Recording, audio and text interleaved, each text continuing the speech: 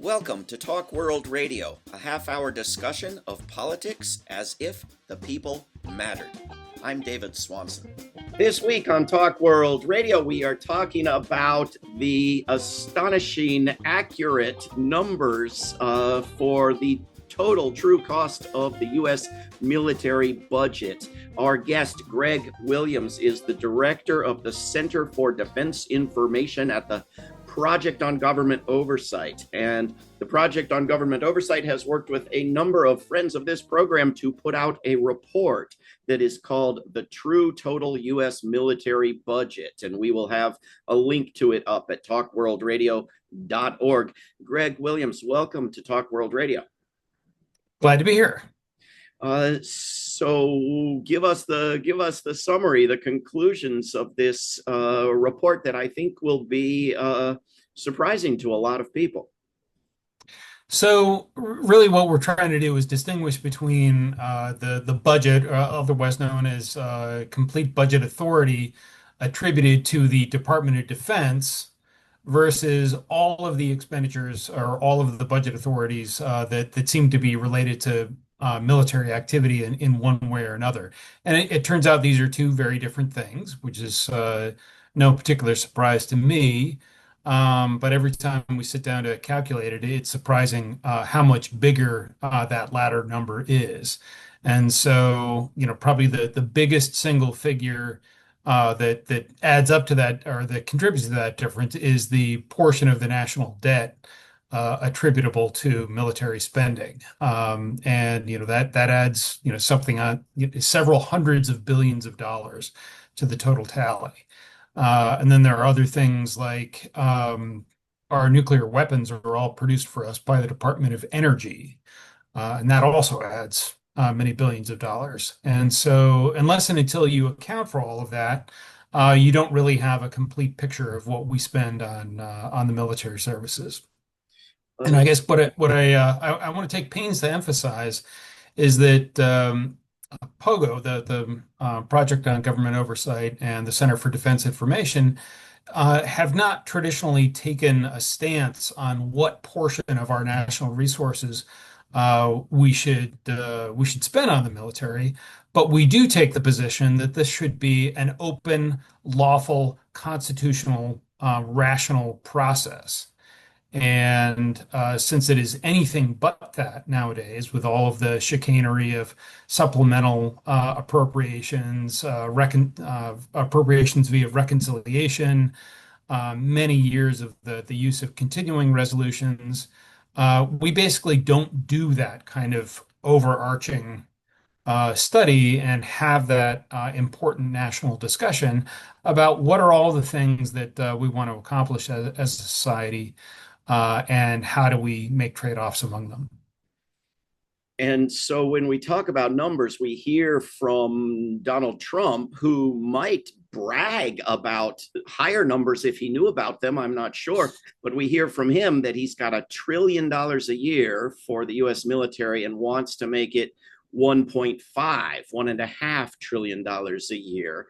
But we read in your report that, including interest on debt for past military spending, and including everything, or including many things that are military, it's more of 1.7 to 2.3 trillion already. And so if you were to add another $500 billion to that, you get up around 2.8 trillion from the highest number. And if you were to add another 200 billion that Trump wants for the war on Iran, or maybe it's mostly to rebuild bases destroyed by Iran, you get to $3 trillion.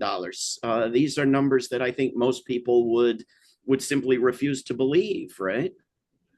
So I think not only is that true, but it's also important to realize that this is more money than we were spending during the Cold War, where we lived every day in fear of nuclear annihilation by the Soviet Union. It's way more than all of our potential enemies combined spend on an annual basis, and that accounts for Russia, which has been at war for the last 4 years. It's And so I think, more than all go ahead. so-called enemies and allies together combined spend.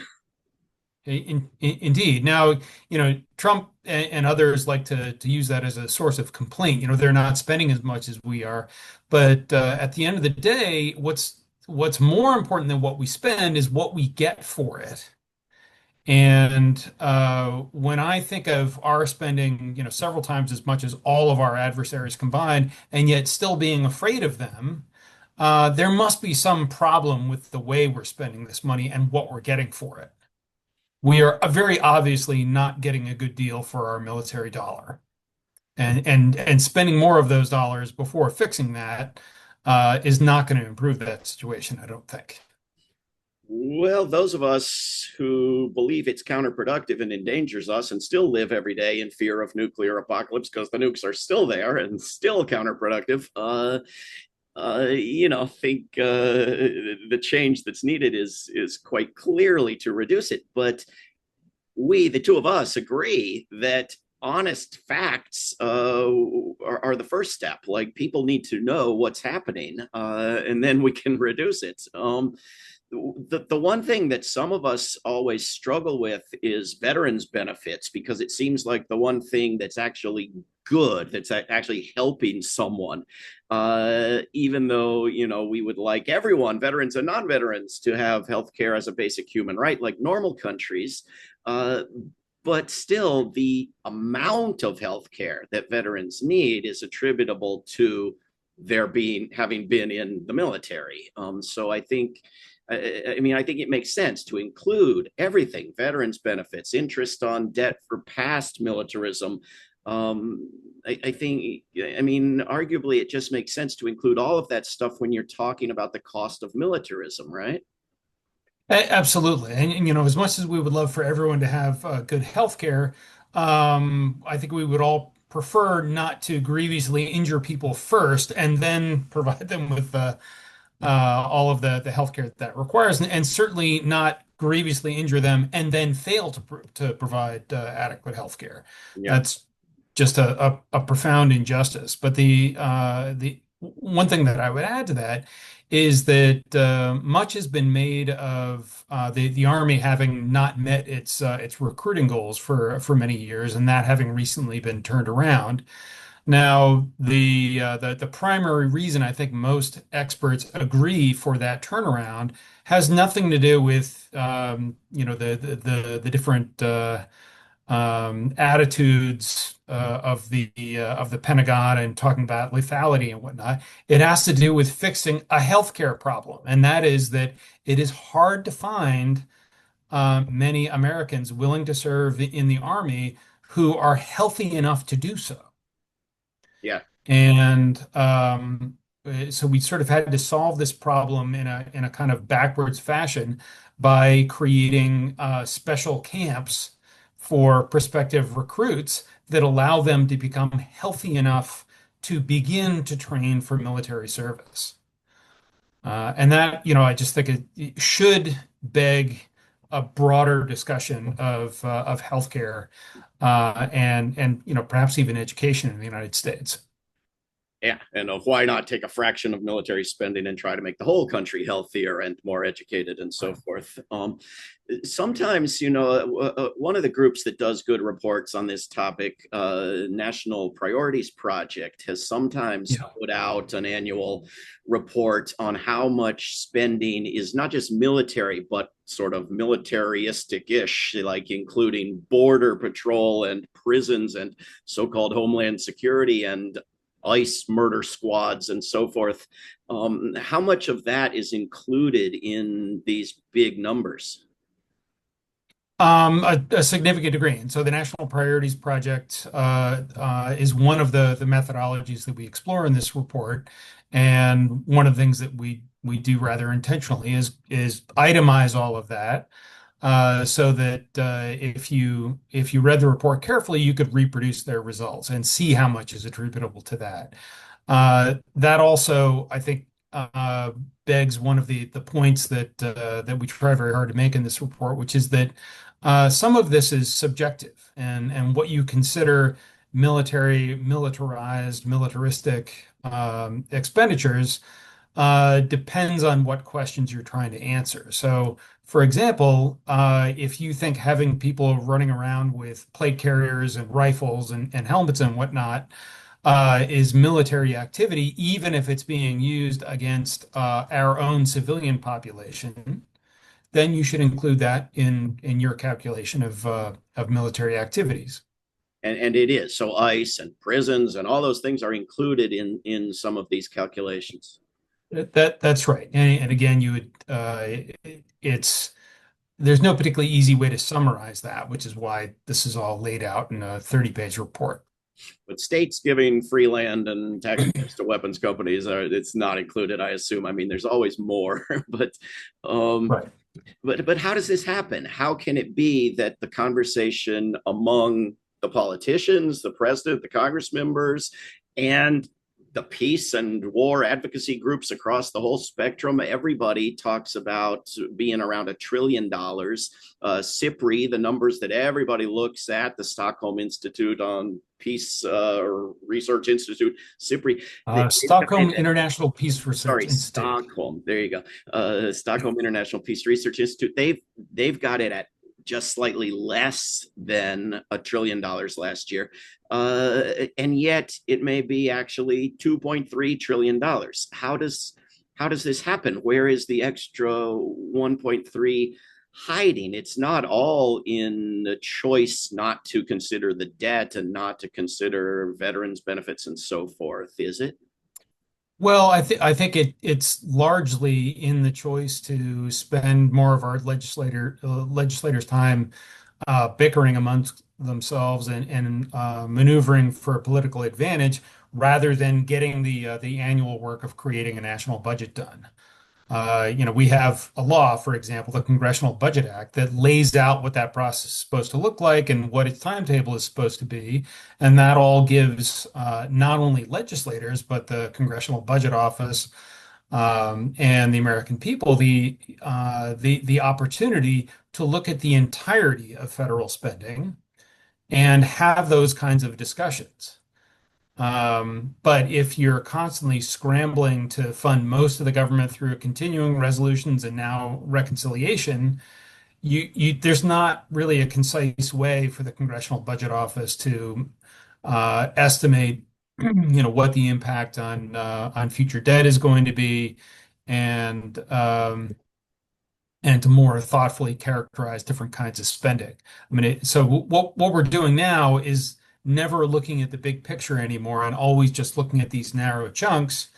And one of the simpler ways to do that is to look at individual departments' budgets as defined by the appropriations bills that appropriate money for them. So it's not that that's an illogical way to do it. Um, but it is an example if you of how if you don't devote appropriate time to something, it's hard to address it comprehensively. And right now, like I said, we spend more time sort of squabbling than we do getting the Congress's annual workload done in a coherent, rational way.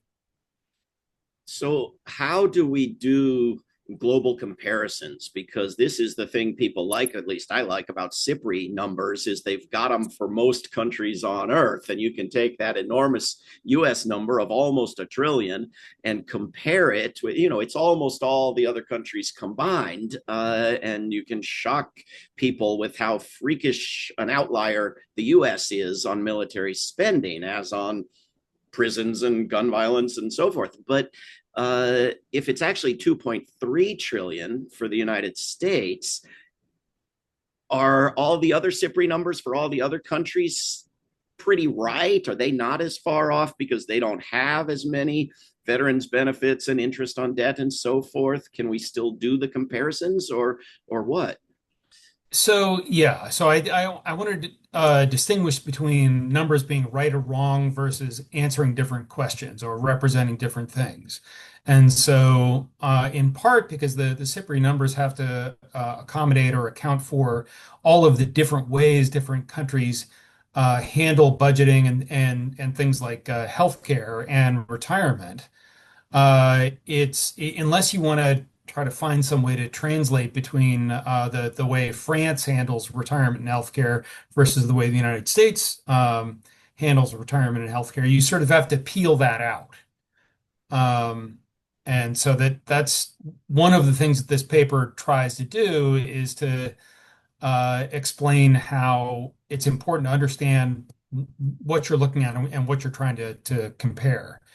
I'm a big fan of the SIPRI numbers. I briefly worked at SIPRI a long time ago. You know, my contribution was extending their model to accommodate the upgrading and retrofitting of weapon systems. So I've sort of uh, somewhat steeped in their approach. And I think it makes sense when you're trying to compare different nations' approach to this kind of thing. What this paper is more intended to do is to engage in a national debate about priorities among military spending and other kinds of expenditures. I think SIPRI is more oriented towards how does spending correlate to some aggregate military capacity? But presumably, French military veterans, even if they haven't been in many wars or suffered many injuries, get health coverage because everybody in France gets health coverage, and that's not included. Even though it's going to be a smaller number than in the U.S., a smaller percentage of the number. It's not included, and so if I wanted to compare the numbers from your report to other countries, I would have to assume the other countries are a little bit would need to be increased a little bit to be comparing apples to apples, but they wouldn't need to be more than doubled like the U.S. numbers. Probably not. And part of that has to do with just um, the extent of American military activities. I mean, to begin with, there's a big difference between countries that have nuclear weapons programs and countries that do not have nuclear weapons programs. Countries that do have a lot of military injuries versus countries that do not have a lot of military injuries. Countries that carry a lot of debt versus countries that do not carry a lot of debt. Um, so I believe it's true that, for example, the SIPRI numbers don't include debt service. Right. And here again, different countries have economies that work in different ways. And to be honest, I'm not an expert in how, for example, Russia raises public funds. And that would be an interesting paper in and of itself. Right. There's also the difference between what it costs to conscript a soldier versus what it costs to um, persuade somebody to enlist voluntarily as a soldier and to re-enlist. Um, so there, once you try to engage in international comparisons, you've got a lot of different um, things to consider, and there again, that's why uh, Very complicated. Very, I, very complicated for yeah, sure. I'm eager to cut SIPRI some slack because I think they're taking a complicated problem and addressing it to some extent through simplification. Um, Uh, I, I find it telling also to look at not just comparing, numbers, but comparing numbers per capita. I think it's safe to say the U.S. spends on its military dozens of times per person what the rest of the world on average spends on its militaries. yeah, I'm not a big fan of comparisons like that, just as I'm not a big fan of comparing what percentage of GDP that we spend. If With you on that one. uh, what's that? I'm very much with you on that one. I think that's an excuse to try to get the US onto the same chart with the rest of the world and to make it look smaller than it is, GDP. I mean, as if you should spend more money on killing if you have more money, as if it's a public service that, is the more the better. Yeah, and on the flip side, increasing your portion of GDP that you're spending on military activities by impoverishing your country, is not something that we want to do either.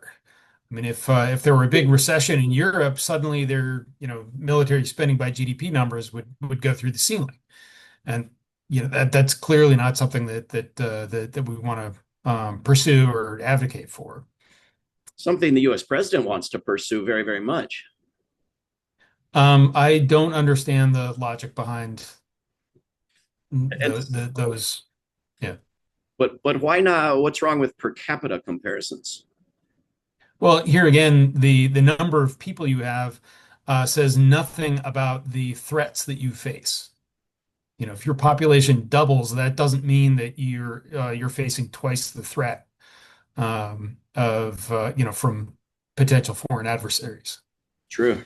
This is why I think we really need to return to a more rational 5-year planning process where the Department of Defense lays out a coherent description of what threats we're trying to mitigate and how we're trying to mitigate it, and how we're going to do that in a sustainable way. I mean, I think it's worth reminding people that many people believe that a central part of our prevailing against the Soviet Union was that we bankrupted them through military spending by, essentially engaging in an arms race that rendered their government and their economic system no longer able to function. And so that's sort of like playing chicken or, engaging in a drinking contest. It's fundamentally unhealthy and dangerous.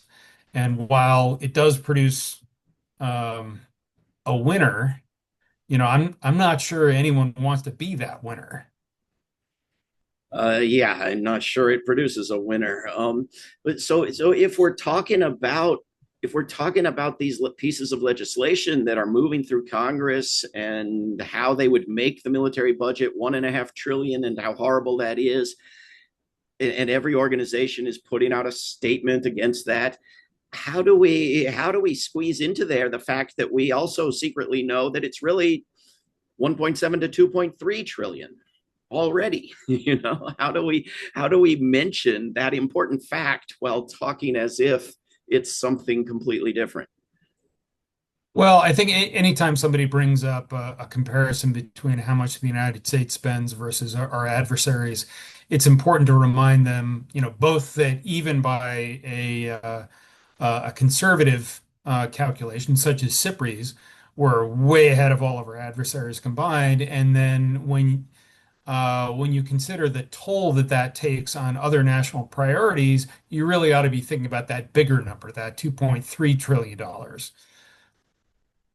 And so all the great well-meaning organizations that put out comparisons, like you could have this many doctors and this many schools and this many trains and so forth, instead of the U.S. military budget, or the U.S. military budget shrunk to your state or your county. They should use the larger, more accurate numbers instead of what they've used all these years, right? Yeah, I think that is unequivocally true. If you're talking about, so as I began this discussion, for me, this is fundamentally about national resource priorities. And if you're going to compare, spending resources on the military versus schools, healthcare, you name it, then absolutely the larger number is the one that makes sense to use. There also have been lots of terrific reports from different groups over the years on what percentage of the federal budget is military, what percentage of the discretionary budget is military, what percentage of your income tax is military.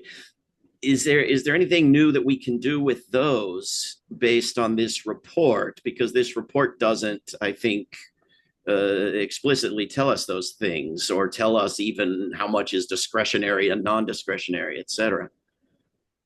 So these are certainly areas that I look forward to having more time to devote to in the future. But I think the discretionary versus mandatory is important to understand, especially in this context of the administration using those terms to try to push us into another reconciliation bill.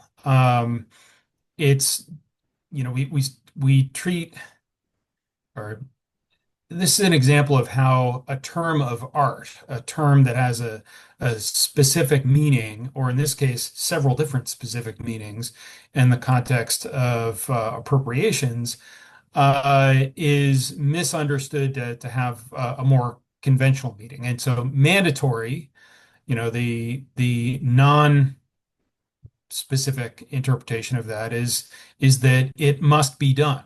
There's no way to avoid that. But once you understand that things like veterans benefits and debt service are mandatory, that doesn't mean that you can't avoid them by injuring fewer people and incurring less debt. And so it's not appropriate to just sort of excuse everything that's mandatory. This reminds me of back in the early 2000s when I worked for a series of internet startups. We were constantly pursuing being EBITDA positive, earnings before interest, debt, and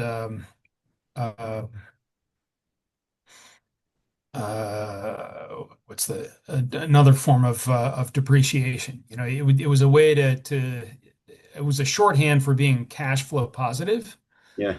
Um, but eventually you do have to pay that debt, and you do have to pay that interest, and you do have to pay the I can't believe I can't remember what the A stands for, but I it's wouldn't know what it was if you told me, but we've got about 1 minute uh, left. Greg Williams, what can people do who want to learn about this report and your other work and help out and follow what you're doing? So we have our website, pogo.org. One of the things that I think distinguishes us from a lot of other organizations is we pay a lot of attention to doing our best to be nonpartisan and having a very strict editorial and fact check process. And so just about anything that you'll find on our website is going to have a ton of links and footnotes. And that's all intended to allow you to start with what we've written, and then go further to educate yourself about how your government works. Very good. Greg Williams is director at the Center for Defense Information at the Project on Government Oversight. The Project on Government Oversight's new report is the True Total U.S. Military Budget, and we will have a link for you at talkworldradio.org. Greg Williams, thanks for what you're doing and for talking with us on Talk World Radio. Well, thanks very much for having me. This is Talk World Radio. I'm David Swanson. Take action at rootsaction.org. Help end war at worldbeyondwar.org. Read or listen to today's Peace Almanac entry at peacealmanac.org. All past shows can be heard at talkworldradio.org. Talk World Radio is produced in Charlottesville, Virginia, and syndicated by Pacifica Network. There is no way to peace. Peace is the way.